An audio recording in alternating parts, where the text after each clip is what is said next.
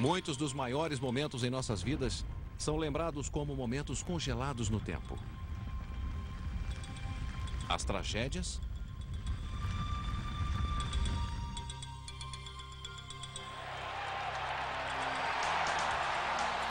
e as grandes comemorações. E é tudo graças à capacidade singular da câmera fotográfica.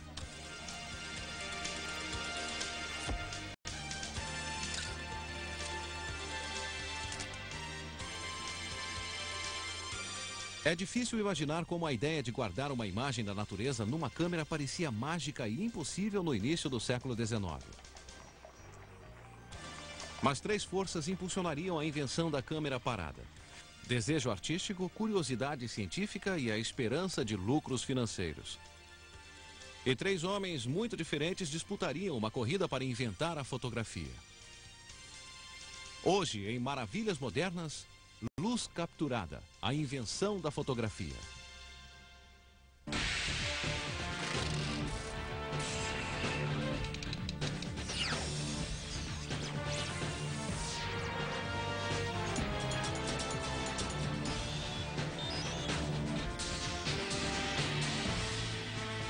Maravilhas Modernas. A primeira câmera. A câmera é muito comum hoje em dia. Há uma câmera em quase todos os lares americanos. Nem pensamos em como ela funciona. Apenas apontamos, focalizamos e apertamos um botão. Esta caixa maravilhosa traz um vasto mundo para nossas mãos. Mas a câmera não é um aparelho muito complicado. Ela funciona assim. Quando focalizamos uma imagem, a luz refletida da imagem passa pela lente, é invertida e forma uma imagem invertida no filme, no fundo da câmera.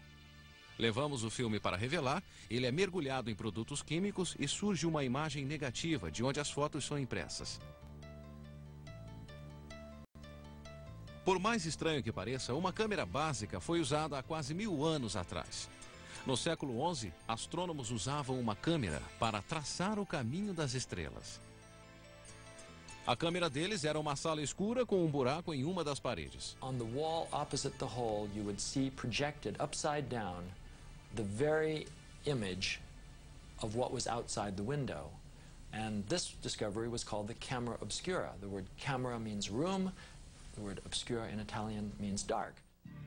Câmeras obscuras tornaram-se ferramentas populares para artistas.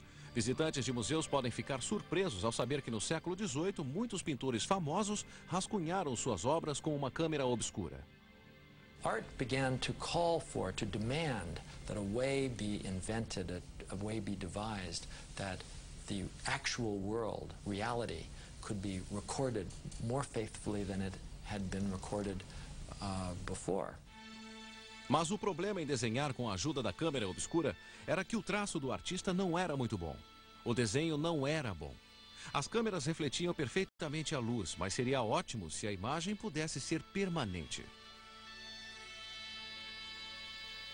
A invenção da fotografia necessitava mais que o desejo de um artista.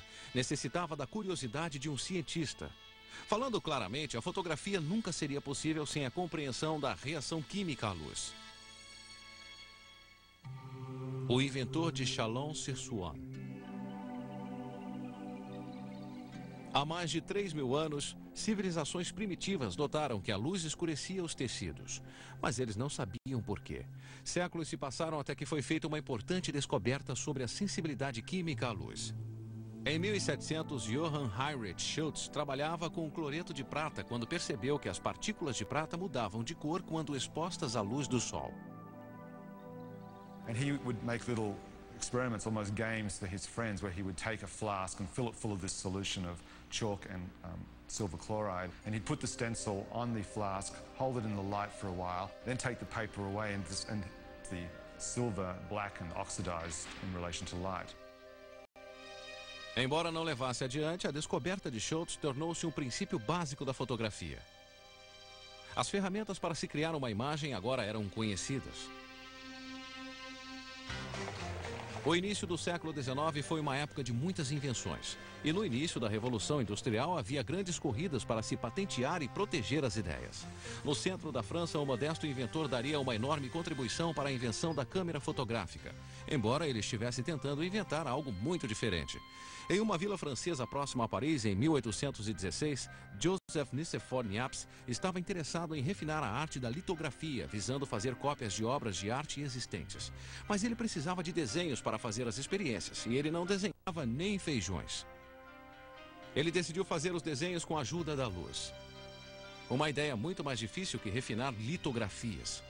E de fato já havia desafiado muitas mentes antes da dele.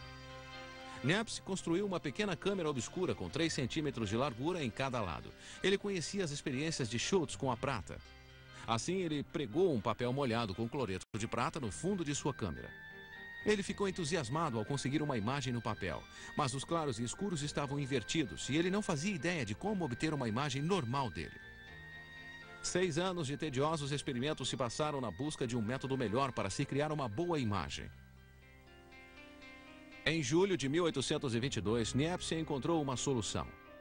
Ele sabia que os artistas usavam um composto de asfalto na litografia. Niepce passou asfalto em uma chapa em vez de prata. Colocou uma imagem translúcida na chapa e a expôs ao sol. Foi uma ideia radical e funcionou. Ele poderia copiar obras de arte. No verão de 1826 veio um triunfo ainda maior. Niepce conseguiu o que muitos homens haviam sonhado. Ele capturou a imagem refletida da luz. He used a crude camera obscura that he had, and he put the plate in the back of the camera obscura, stuck it out the window of his studio, and exposed it to the view out there for 8 hours. O resultado? O que muitos consideram a primeira fotografia do mundo. Uma visão da janela do sótão de sua casa de campo.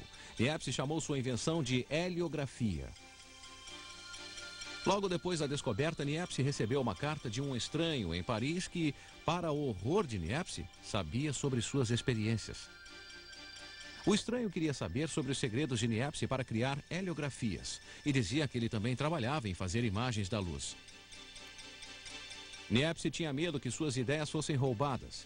Ele investigou e descobriu que o autor da carta que assinou Daguerre era um respeitado artista parisiense. Niepce escreveu uma resposta cortês, mas não revelou sua técnica.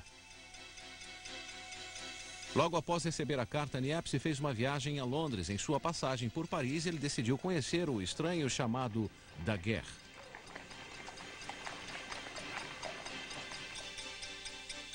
Louis-Jacques Daguerre, além de artista, era um dos donos de uma famosa galeria chamada Diorama. The diorama was like Grauman's Chinese Theater in Hollywood, a place that everybody knew about. It was a mecca for tourists. It was a cornucopia of money. It was highly profitable and it made him famous. Os espectadores viam com assombro as imagens desenhadas transformando-se em outras paisagens através do efeito da luz em telas levemente pintadas. Daguerre usava a câmera obscura para obter a perspectiva correta em suas grandes pinturas. Ele comprou as lentes no mesmo óptico que vendeu lentes para Niepce. Foi o óptico que contou a Daguerre sobre as experiências de Niepce com a câmera. Eles finalmente se conheceram em janeiro de 1827. We know Daguerre to be a very charming man. I mean, part of the theatre world. He knew how to smooth palms and get his own way and so on. I think Niepce was quite impressed. Niepce foi para Londres, onde descobriu que um revés na fortuna da família quase o levou à falência. Ele ficou mais determinado a prosseguir com suas experiências com a câmera. Igualmente determinado estava Louis Daguerre, o artista parisiense. Niepce e Daguerre tornaram-se parceiros em uma corrida que resultou em grandeza para um e obscuridade para o outro. Você está assistindo. Os dois homens que competiram pela descoberta da fotografia tinham muitos contrastes. Niepce era modesto, educado e honesto. Daguerre era um showman e tinha poucos escrúpulos. Niepce tinha uma sólida formação científica, enquanto Daguerre tinha pouca educação formal. Mesmo assim, Daguerre estava obcecado pela ideia de fixar uma imagem numa câmera. Mas encontrava um obstáculo em sua ignorância em química e física. Quando soube das experiências de Niepce, Daguerre ficou ainda mais motivado em perseguir a mesma ideia. Daguerre escreveu a Niepce vários bilhetes simpáticos após seu primeiro encontro em Paris. Ele falou de suas pesquisas em formar imagens em uma câmera. Daguerre, I think, had kind of fooled Niepce into thinking that he'd got a lot further with his experiments than he actually had. Ao final de 2 anos, em 1829, Niepce fez outra descoberta e enviou os resultados a Daguerre. Niepce havia conseguido fazer uma imagem de natureza morta em sua câmera. Ele falava que pretendia publicar seu trabalho. Daguerre acreditava que havia dinheiro envolvido e queria uma parte da torta. Ele pediu a Niepce para adiar a publicação até que o processo fosse aperfeiçoado. Ele também ofereceu sua colaboração e dizia ter lentes 3 vezes mais rápidas que as de Niepce. Isso se mostrou um grande exagero, mas Niepce foi convencido pelos argumentos de Daguerre. Ele concordou em não publicar suas descobertas. Parceria. Niepce estava agora com 64 anos de idade, cansado e empobrecido. Ele trabalhara sozinho por 30 anos e acreditava que não poderia avançar sem uma lente aperfeiçoada. Daguerre, ao contrário, estava com 42, no auge da vida, cheio de energia e confiante que a heliografia podia fazer tanto sucesso quanto o diorama. Seemed to Niepce that it would be a good idea to hook up with this entrepreneurial younger man who was already quite a famous figure in Paris and who was well connected, that perhaps as a collaboration, this would be a better way to go than experimenting on his own. Daguerre foi até a casa de Niepce e os dois assinaram uma parceria de 10 anos. Mas nos 4 anos seguintes, trabalhando separadamente, nenhum deles fez uma nova descoberta. Então, em 1833, Niepce morreu de ataque cardíaco. Sua grande contribuição à fotografia permanece não publicada. Suas dívidas eram tantas que seu filho Isidore foi forçado a vender a propriedade da família. No entanto, Isidore herdou a parte de seu pai na parceria com Daguerre. 2 anos após a morte de Niepce, seu filho Isidore recebeu uma carta urgente de Daguerre. Finalmente, Daguerre havia feito uma descoberta revolucionária. Ele achou um novo método de obter uma imagem da câmera. Daguerre tratou quimicamente uma chapa de prata e colocou a chapa na câmera. Mas em vez de deixar a chapa ali até a imagem aparecer, ele atirou imediatamente e a aqueceu no vapor do mercúrio. Uma imagem logo se formou, uma imagem final. Foi uma descoberta sensacional que mudaria o rumo da fotografia. Embora não haja registros do que levou Daguerre a esta descoberta. We like to think that discoveries are done by geniuses who cry eureka, after a moment of flash of inspiration, but I think, in fact, the invention was a somewhat gradual one. Isidore Niepce correu para Paris. Daguerre fez o filho de Niepce assinar um novo contrato. Ele mudava o nome da firma de Niepce Daguerre para Daguerre Niepce. Daguerre inherited all of the notebooks and research of his partner, and those notebooks were valuable and allowed Daguerre, who was himself an artist and not a scientist, to actually go ahead and successfully make a photograph as we know it today. Em seu estilo teatral, Daguerre anunciou publicamente sua descoberta. Mas o anúncio foi prematuro. Havia um grande problema. Ele poderia revelar uma imagem, mas não podia fazer a imagem permanente. Se ela fosse exposta à luz do sol, a imagem desapareceria. O cavalheiro do outro lado do canal. Daguerre ficaria perturbado se soubesse que não era o único homem próximo de uma solução desta grande charada. Na verdade, um inglês de 33 anos de idade chamado William Henry Fox Talbot estava trabalhando na mesma ideia. Na viagem de lua de mel de Talbot para o norte da Itália em 1832, ele tentou usar recursos para desenhar, incluindo a câmera obscura e outro instrumento chamado câmera lúcida, para capturar a beleza natural do lugar. A câmera lúcida refletia a imagem desejada para uma folha de papel. Talbot rascunhou o reflexo de seu hotel e do lago. And he looked at the drawings that he made, and because he was a smart man and essentially a pragmatic man, he said to himself, these drawings are terrible. These are terrible. It was a magical moment. And on that magical moment, he got an insight that wouldn't it be extraordinary to be able to make permanent the drawings that he was making with the camera lucida. Sem conhecer o trabalho de Niepce e Daguerre, Talbot começou a experimentar com pequenas câmeras. We have to realize that Talbot wasn't just a kind of arbitrary tinkerer. This was a man who was probably as well educated as any man in Europe was at this time. Sua boa formação em química e ótica guiou suas experiências. Conhecendo a sensibilidade da prata à luz, Talbot trabalhou incansavelmente até fazer uma descoberta. Ele mergulhou o papel em uma solução salina, depois em nitrato de prata e expôs o papel com o objeto sobre ele ao sol. Talbot imediatamente conseguiu uma imagem no papel que chamou de umbrografia.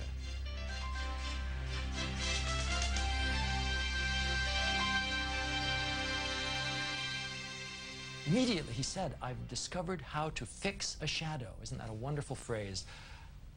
He created a new art. Mas Talbot estava apenas começando. Em 1835, ele fez uma descoberta ainda mais importante. Em suas notas, ele escreveu que expunha um papel em sua pequena câmera por várias horas para se obter uma umbrografia ou imagem negativa. Os claros e escuros estavam invertidos. Ele colocou essa imagem em outro papel tratado quimicamente e expôs ao sol. E criou uma cópia. Os claros e escuros agora estavam normais. Era o que nós consideramos um positivo ou impresso. Seu primeiro impresso foi a janela de seu laboratório em sua cidade natal. Surpreendentemente, ele não percebeu a magnitude de sua descoberta. Talbot deixou de lado os cadernos que continham suas grandes invenções e voltou sua atenção para outros objetivos. Um passo a mais. A menos de 300 quilômetros de distância, Daguerre continuava a trabalhar obsessivamente em seu laboratório do outro lado do canal. Ele experimentava um produto químico após o outro em suas chapas de prata. Daguerre estava determinado a fixar a imagem na câmera, de modo que não desaparecesse. Ele ficava dias seguidos no laboratório, negligenciava seus negócios e sua família. Após mais 2 anos de luta, em 1837, Daguerre anunciou que havia descoberto solução. Daguerre mais uma vez chamou Isidore. Quando Isidore chegou em Paris, Daguerre anunciou sua descoberta. O método que havia descoberto era muito simples. Após obter uma imagem em uma chapa, Daguerre banhava a chapa numa solução salina que interrompia a reação química na imagem.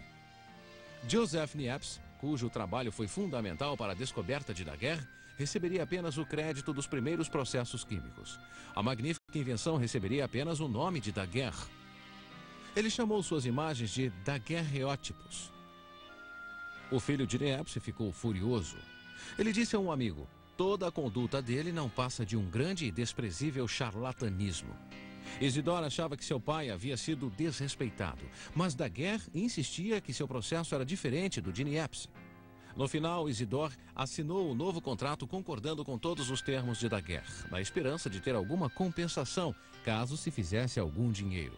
Daguerre levou suas incríveis descobertas à Academia Francesa de Ciências. A academia divulgou a descoberta de Daguerre, embora não em detalhes ao mundo, em janeiro de 1839. A corrida pela fama. Nos 4 anos anteriores, o inglês William Talbot não havia mais feito experiências com sua câmera. Sua mente estava longe das umbrografias quando ele leu sobre a invenção de Daguerre no London Times, 2 semanas após o anúncio da invenção. Talbot ficou chocado por Daguerre estar recebendo o crédito por um processo que Talbot acreditava ele mesmo ter descoberto. He immediately resurrected his old experiments, made a few new ones, and 2 weeks later, on January 25th of 1839, which is what I call the birthday of photography, Talbot made a presentation to a group of people, to a group mostly scientists, in London, where the first public exhibition of photographs was made. A contribuição de Talbot no desenvolvimento do processo do negativo e positivo foi fundamental para a fotografia atual. Mas essas contribuições não lhe trouxeram lucros financeiros, mas uma pequena recompensa e muitos problemas. Daguerre, por outro lado, ganhou muita fama. Por 8 meses, a França esperou impaciente para ouvir os detalhes da invenção de Daguerre. Em agosto de 1839, o esperado dia chegou. O salão da Academia Francesa superlotou. Pessoas se aglomeravam do lado de fora. Com grande festa, o processo fotográfico de Daguerre foi anunciado no salão. O público vibrou. Em uma hora, os homens correram para lojas de produtos químicos para comprar materiais para tentar fazer daguerreótipos. O governo francês concedeu a Daguerre uma anuidade de 7.000 francos e para o filho de Niepce, Isidore, 5.000. O daguerreótipo rapidamente tornou-se muito popular. Daguerre e outro francês venderam com sucesso câmeras e materiais fotográficos.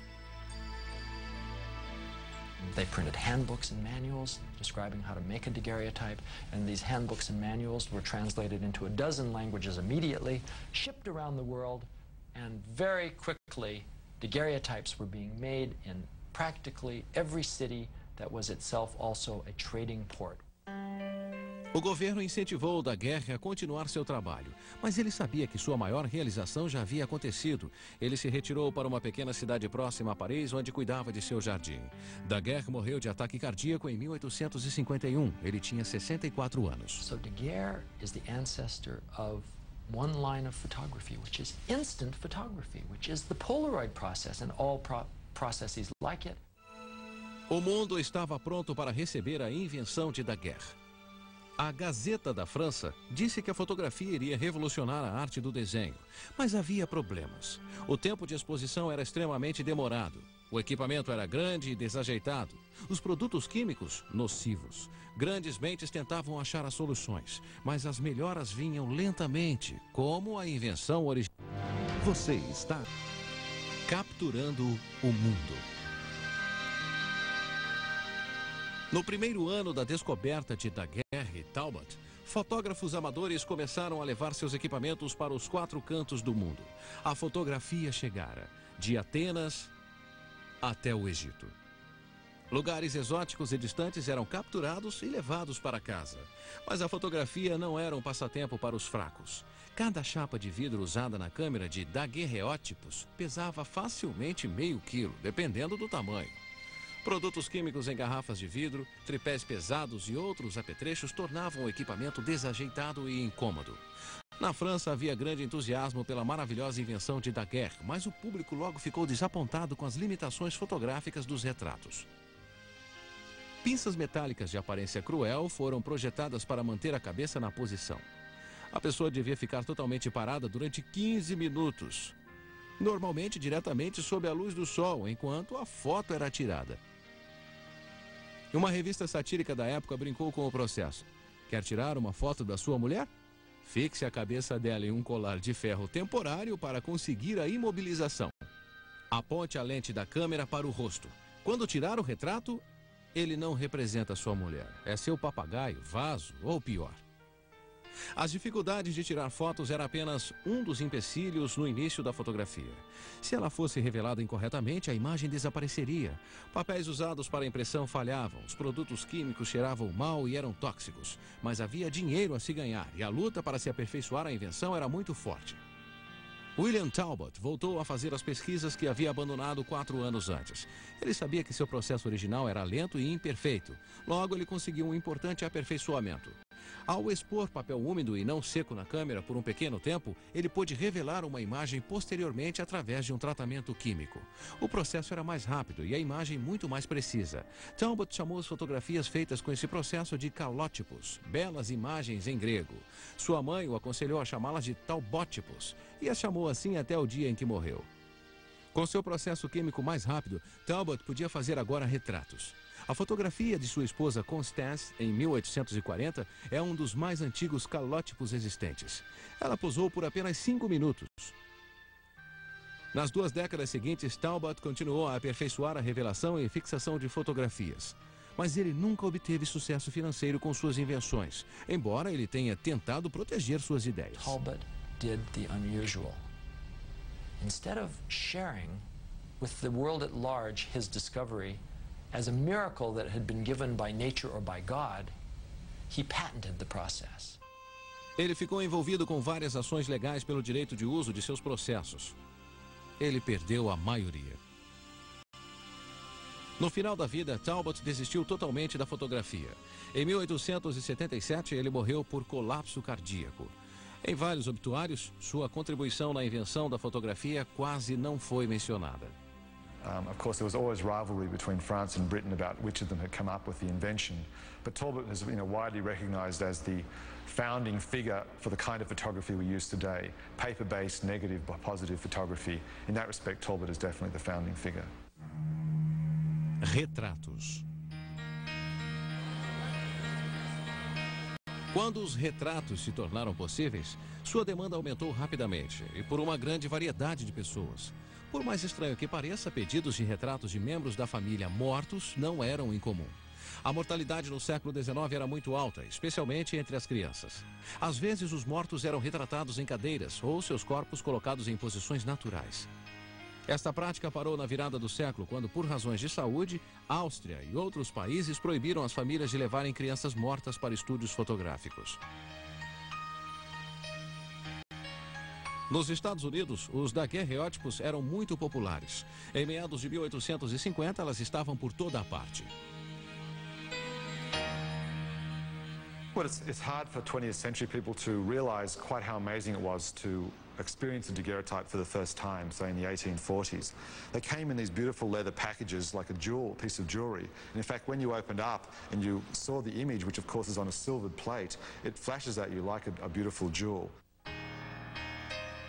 Celebridades, juízes, pessoas comuns e presidentes. Todos faziam retratos.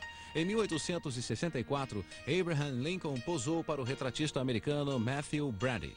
Muitos têm uma cópia desse retrato e a maioria não sabe. É o retrato na nota de $5. Assim que os retratos se tornaram possíveis, fotos eróticas se popularizaram.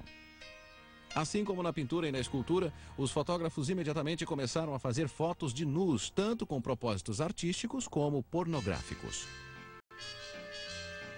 Melhores métodos. De 1840 a 1860, o daguerreótipo teve uma trajetória gloriosa. Mas por volta de 1865 estava superado. Suas chapas eram tão frágeis que tinham que ser colocadas sob o vidro para protegê-lo de impressões digitais ou da oxidação. Daguerreótipos não permitiam boas cópias e um retrato com um profissional capacitado poderia custar até $1000 nos valores atuais. Mas principalmente surgiu algo para tomar seu lugar. Frederick Scott Archer, um escultor inglês, fez uma melhora tão significante para a fotografia que a maioria dos fotógrafos trocou o daguerreótipo e o calótipo por ela. Archer a chamou de colódio. Ele cobriu uma chapa de vidro com um composto de piroxilina e éter. Cópias ilimitadas podiam ser feitas a partir do vidro e as imagens eram perfeitas. O colódio dominou até 1880, quando foi substituído por chapas secas. Mas apesar das melhoras, a fotografia continuava a ser um passatempo difícil. The early chemistry was, for the most part, fairly toxic. People became ill, deranged, and otherwise sick from constant exposure to different kind of photographic processes and fumes.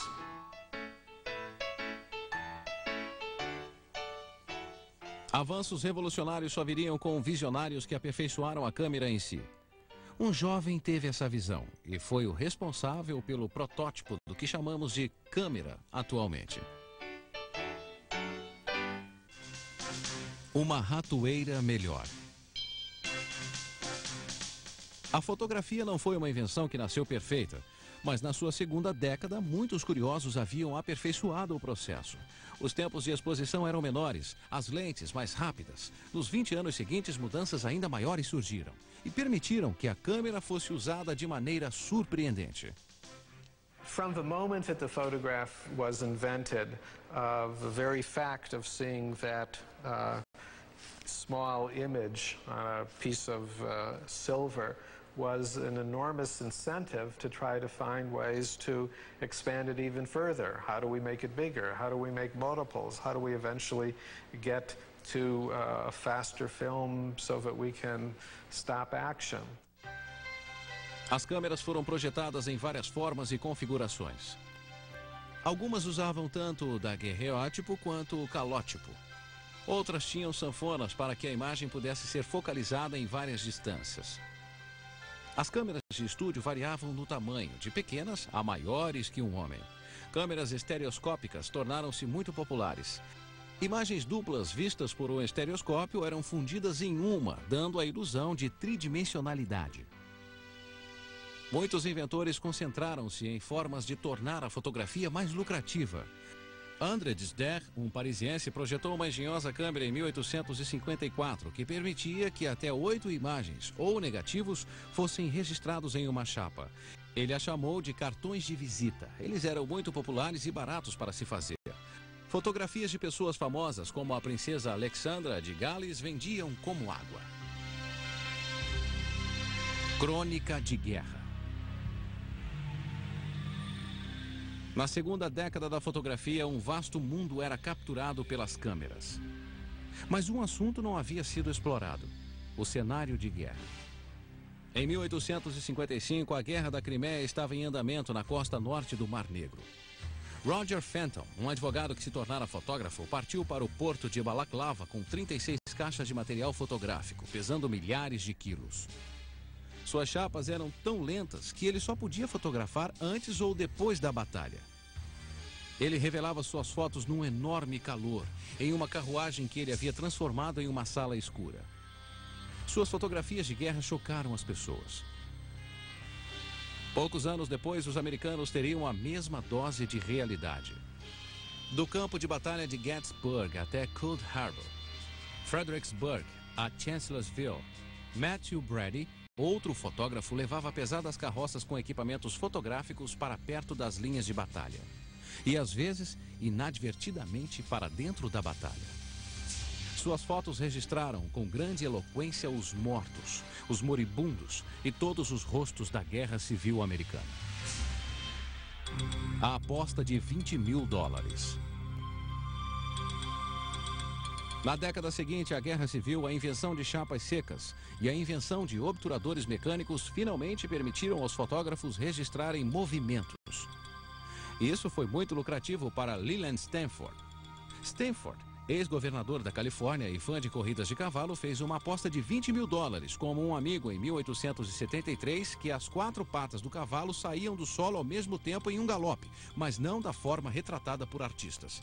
Stamper recorreu a uma câmera para provar sua teoria. Ele contratou Edward Muybridge, um fotógrafo britânico morando em São Francisco, para resolver a questão. Motivado por sua fascinação por fotografias de movimentos, ele inventou um rápido obturador mecânico. Em 1877, Muybridge alinhou 24 câmeras com pequena distância entre elas numa pista na fazenda de Leland, em Palo Alto, Califórnia. Each camera shutter mechanism was controlled by a string. And as the horse went down the track, it broke the string and clicked the shutter, and you got an image of the horse in that particular position.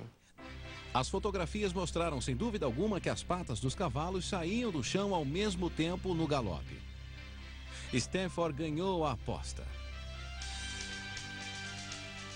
As fotos de Muybridge de ação progressiva deram um novo rumo para a fotografia, assim como as ideias de um jovem em Nova York. O jovem curioso de Nova York adotou a fotografia como passatempo em 1870. O nome dele era George Eastman. O pai de Eastman morreu quando o rapaz tinha 14 anos e a pobreza o forçou a começar a trabalhar. Eastman adorava mexer nas coisas. Aos 20 anos, sua rotina era trabalhar no banco durante o dia e em seu laboratório de fotografia à noite. Ele estava determinado a inventar uma emulsão gelatinosa para chapas secas, que ele achava mais prática que os produtos químicos utilizados. Após alguns meses de experiências, ele descobriu uma emulsão trabalhável. Ele projetou uma máquina aplicadora para colocá-la na chapa. Eastman retirou o dinheiro de suas economias e foi para a Inglaterra, onde ele requisitou patentes para a emulsão e para a máquina aplicadora. A emulsão vendeu razoavelmente, mas o mais importante é que Eastman estava construindo uma reputação de confiabilidade. Essa reputação seria importante quando ele perseguisse um novo objetivo: projetar uma base flexível para substituir a chapa fotográfica. Em 1884, após 2 anos de experiências constantes, Eastman começou a vender uma base de papel que ele chamou de filme. Ele também projetou um suporte para rodar o filme. O peso e a flexibilidade dos filmes eram maravilhosos, mas a revelação era delicada, pois a emulsão deveria ser cuidadosamente removida da base. As vendas foram modestas. Eastman continuou a desenvolver novas ideias e a vendê-las. Em 1888, ele viajou novamente para a Inglaterra para patentear um nome no qual vinha pensando há algum tempo. He was trying to find a name that was incredibly memorable, that you couldn't forget, you couldn't confuse it with anything else, that would satisfy all patent laws in a variety of different countries, and which he himself said, because of the two consonants, Kodak, it sounded like the click of a camera shutter, so that would always remind you of, in fact, what the company was associated with. O primeiro produto que Eastman lançou sob o nome de Kodak mudaria a história da fotografia. Era uma câmera com metade do tamanho de uma caixa de sapatos, 600 gramas de peso. Não era a primeira câmera pequena. Câmeras menores foram criadas por várias empresas a partir de 1880. Mas Eastman incluiu algo genial. Um rolo de filme de 50 pés, capaz de gravar 100 fotos. Com o filme carregado, a câmera custava $25. Mas o golpe genial de Eastman foi que por $10 sua empresa revelaria o filme, recarregaria a câmera e devolveria a câmera e as fotos para o cliente. He marketed this whole process under the slogan, "You press the button, we do the rest." And this was his, in a way, he revolutionized the whole business because the most unskilled amateur could now take photographs. A câmera Kodak começou a ser comercializada em julho de 1888. Em 6 meses, para o espanto de Eastman, ele havia vendido 2.500 e aberto o caminho para o futuro da fotografia. No século seguinte, as câmeras Kodak seriam vendidas em todos os formatos, tamanhos e cores imagináveis. Uma câmera para crianças chamada Brownie, uma câmera para as mulheres incluía batom. A empresa de Eastman alcançava todas as áreas da fotografia amadora e profissional. Kodak tornou-se sinônimo de materiais fotográficos. Isso persiste até hoje. A verdadeira genialidade de Eastman está na sua habilidade comercial. Suas campanhas publicitárias eram brilhantes. His advertising constantly played on ideas of memory and desire and loss. The idea that if one didn't take a photograph, one would lose this memory, and with it, your entire child's childhood, if you like. Os feitos pioneiros de Eastman na fotografia foram estendidos a outras mídias. Seu trabalho com filmes também foi responsável por uma invenção em outro campo, o filme cinematográfico.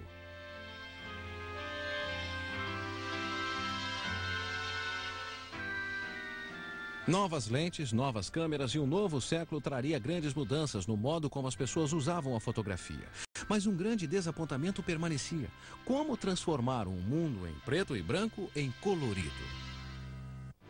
Você. Maravilhas modernas. Fotografia como arte. No final do século XIX, a evolução da câmera e dos processos químicos permitiram à fotografia chegar às ciências e aos negócios. Trabalho policial, raios-x e noticiários eram apenas alguns dos seus usos. As pessoas viam a utilidade da fotografia, mas poucos a aceitavam como arte. Na verdade, a maioria dos fotógrafos pioneiros não se consideravam artistas. Mas uns poucos visionários, como Julia Margaret Cameron, levaram a fotografia para um nível mais alto. Em 1860, Cameron criava retratos artísticos. Ela usava uma iluminação dramática e tirava ideias dos clássicos. Ela transformou uma despensa em um quarto escuro e fez fotos dramatizadas de seus amigos. Entre os retratados estava o cientista Darwin, o poeta Tennyson e Alice, que quando criança havia inspirado o conto de Lewis Carroll, Alice no País das Maravilhas. She is one of the greatest of geniuses in the 19th century and in the whole history of photography. Suas fotos foram marcadas por críticas. Ela nunca lucrou com elas e seu trabalho permaneceu na obscuridade por muitos anos após sua morte. As fotografias não tinham espaço nas galerias de arte antes do século XX. Sua aceitação foi devida, em grande parte, a Alfred Stieglitz, um fotógrafo colecionador e crítico. Stieglitz abriu sua pequena galeria em Nova York em 1905. Por 30 anos, ele exibiu fotografias lado a lado com grandes obras de arte contemporâneas. Stieglitz believed profoundly that a photograph could be as important a work of art as any painting or any sculpture that he had ever seen.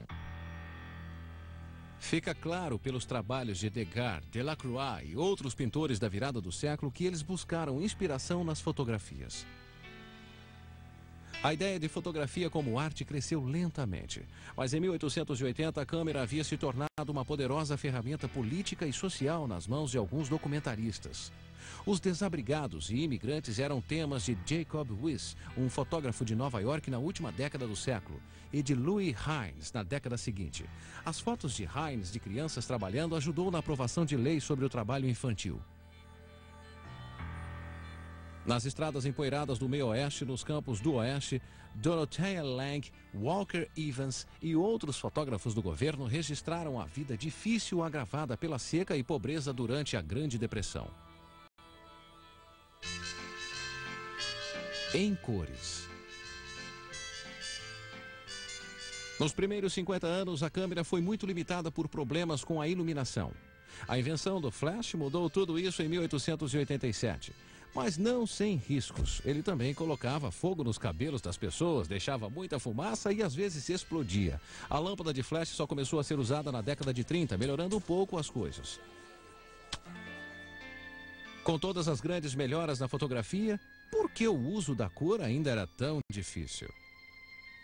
O conceito de que todas as cores podiam ser geradas a partir de 3 cores primárias foi demonstrado por James Clerk Maxwell em 1861. The problem was, of course, how to find a way to capture these 3 primary or secondary colors on a piece of film.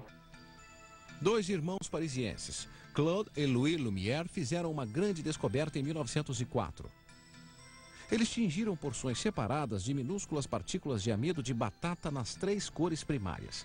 Eles combinaram as diferentes partículas em um filme. As partículas agem como filtros em miniatura. O filme deles gerava cores magníficas, mas era caro e tinha sensibilidade limitada à luz. Apenas alguns fotógrafos profissionais os usavam. O departamento de pesquisas de Eastman estudou fotografias coloridas por 2 décadas sem muito sucesso. Mas a invenção do filme de 35mm para a fotografia e para o cinema provocaria um estouro na companhia. Eles tinham de ganhar dinheiro. I think it was a major kind of engineering task to figure out how to do it, and certainly the incentive of 35mm, I think, is what forced the companies, forced Kodak, to find a way to make color practical. A Kodak comercializou um filme para slides de 35mm em 1932, mas Eastman não viveu para ver. Em 1931, Eastman completou 78 anos. Ele estava muito mais rico que jamais sonhou. Era amigo dos poderosos e famosos, um homem de gostos contraditórios. Ele gostava de caçadas e de jantares refinados, de acampar e de música clássica. No aniversário de 78 anos, foi dada uma festa em sua casa. Logo após os convidados se retirarem, seu secretário ouviu um tiro e correu para ver. Eastman havia se matado com um tiro na cabeça. O pai da fotografia moderna deixou um bilhete dizendo apenas: "Meu trabalho acabou. Por que esperar?" Luz polarizada. Em 2 décadas, um jovem tão perspicaz em seus negócios quanto George Eastman, tão visionário quanto Henry Ford, levaria a fotografia ao seu início. Edwin Land, calouro de Harvard na década de 20, estava andando pela Broadway durante um intervalo de aula. As luzes dos painéis o ofuscavam, assim como as luzes dos carros que rodam. Então ele teve uma ideia que mudaria sua vida. E se existisse um filtro que cortasse o brilho dos faróis? Imediatamente ele tirou uma licença de Harvard. Ele trabalhou intensamente por 3 anos em Nova York. Finalmente ele atingiu seus objetivos. Foi capaz de fazer um material artificial que permitia que raios de luz em apenas uma direção passem por ele. Um fenômeno chamado polarização. O resultado, fim dos ofuscamentos. A Kodak imediatamente viu o potencial do material como um filtro para câmeras. Em 1934, a Kodak assinou um contrato com Land. Ele estava nos negócios. Land não estava pensando nas câmeras quando fez a descoberta. Mesmo assim, ele abriu o caminho para uma incrível descoberta na fotografia. Uma descoberta que ele mesmo fez 1 década depois. A grande invenção de Land surgiu para ele da mesma forma que sua descoberta original. Land viajava com a família para Santa Fé, Novo México, em 1944, quando sua filha de 3 anos perguntou: Por que tinha de esperar para ver a foto que tiraram dela? Naquele momento, ele visualizou os elementos necessários para se fazer uma câmera que pudesse fazer uma fotografia quase instantânea. Ele percebeu que seu trabalho com plásticos e polarizadores lhe dariam base para a invenção da fotografia de revelação instantânea. Mas foram precisos 3 anos de pesquisa para que a ideia se transformasse em um protótipo. O filme de Land consiste de uma camada negativa e outra positiva, com produtos químicos entre elas. Quando o fotógrafo puxa o filme exposto para fora da câmera, os produtos químicos se espalham pelas 2 camadas, processando e revelando o filme em minutos. Em 1948, a primeira câmera de Land foi vendida por $89 em Boston. Mais de 5 milhões foram vendidas no primeiro ano. Hoje, as câmeras Polaroid são populares no mundo todo. Por mais estranho que pareça, fotos Polaroid que são um positivo direto são as equivalentes modernas dos daguerreótipos. A história da câmera completou o círculo. A primeira foto levou 8 horas para ser tirada. Hoje, uma foto leva uma fração de segundo. Nós usamos a fotografia para atingir todas as fronteiras científicas. It's hard to imagine at this point in time a world without photography. I think it's changed the entire human consciousness of the way that we look at and perceive and deal with the real world. A visão de tantos séculos de capturar a imagem refletida da luz é tão mágica hoje quanto era na época. É possível devido a uma invenção simples, mas engenhosa: a câmera.